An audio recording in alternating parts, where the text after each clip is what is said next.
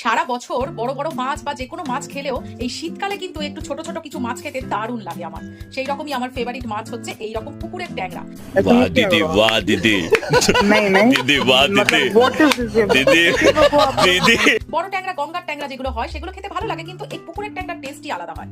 এহে रहा नहीं जाता। আজ করব পুকুরের ট্যাংরা ঝাল। প্রথমে কড়াইতে তেল গরম করতে দিয়ে দিচ্ছি এবং ট্যাংরা মাছগুলো বেশ কড়া করে ভেজে নেবো। समझ रहे हो?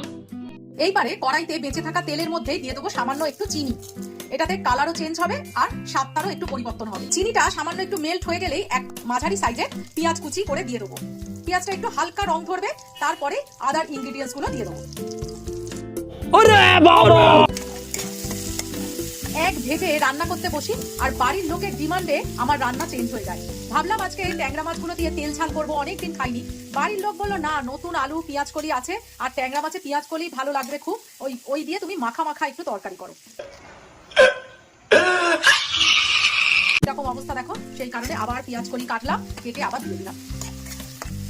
এবার এই পেঁয়াজ আর পেঁয়াজ কলি হালকা করে একটু ভেজে দেবো। পেঁয়াজ আর পেঁয়াজ কলি হালকা করে ভেজে নিয়েছি।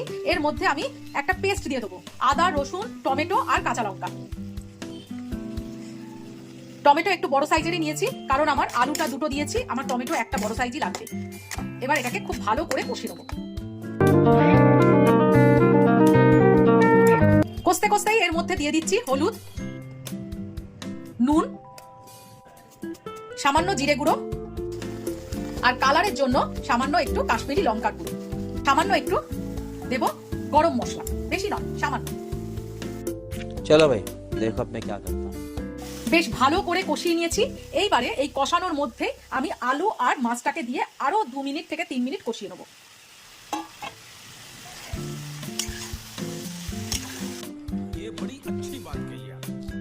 আমার মনে হয় যে কোনো রান্না কষানো দেখলেই না খিদেটার পরিমাণটা বেড়ে যায়। দেখো কত সুন্দর কালারটা লাগছে আর কষানোটাও সেরকম জবরদস্ত হয়েছে।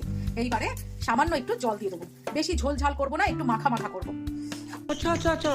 এবার এটাই লো ফ্লেমে ঢাকা দিয়ে বেশ 10 থেকে 15 মিনিট আমার রান্না হবে।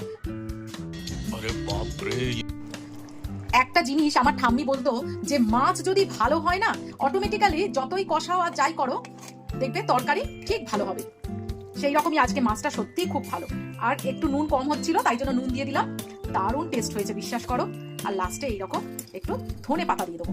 শীতকাল, পেঁয়াজ কলি আর ধনে পাতা যদি ট্যাংরা মাছে না পড়ে তাহলে কিরম বেমানান লাগে, সত্যিই তাই। বাড়ির লোক ঠিকই বলে। এইবারে ধনে পাতা দিয়ে পুরো কমপ্লিট করে দেবো রান্নাটাকে। কেমন লাগলো বলো। আর আজকের মতো এখানেই বিদায় নিলাম। কালকে আবার একটা নতুন কোনো রেসিপি নিয়ে আসবো। তো টাটা। मुझे अपने घर जाना है मुझे घर जाना है।